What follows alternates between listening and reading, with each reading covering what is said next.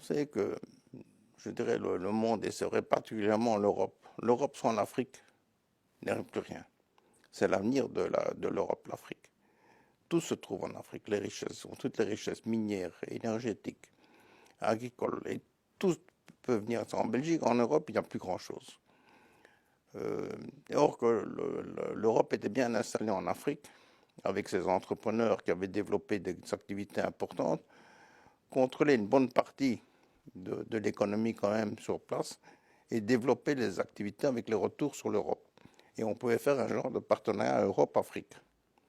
Ce qui n'a pas eu lieu, l'Europe, au contraire, avec ces nouvelles règles qui sont totalement différentes des règles asiatiques ou indo-pakistanaises qui envahissent le pays, l'Afrique, le continent,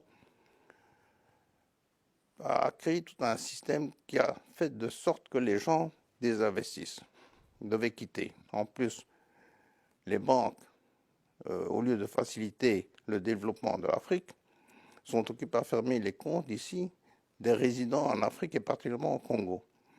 Alors, je me pose la question parfois en me disant, est-ce que les banques sont complices avec les États ou les États sont complices avec les banques pour maintenir l'Afrique dans l'état de pauvreté et de maintenir certains conflits dans l'intérêt de certaines économies?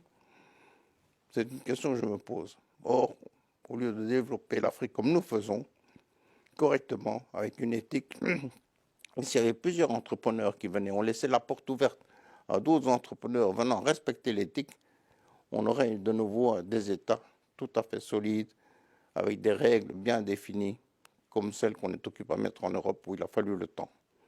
Laissons le temps au temps pour que l'Afrique aussi puisse se mettre en place, en position.